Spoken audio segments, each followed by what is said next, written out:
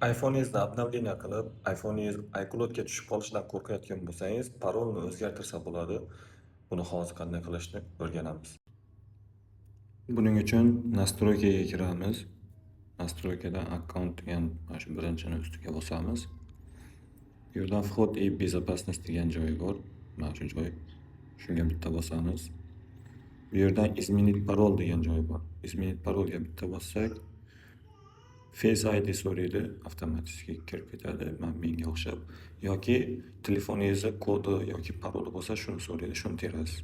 Telefoningizga o'rnatgan kod parolingizni terasiz xullas.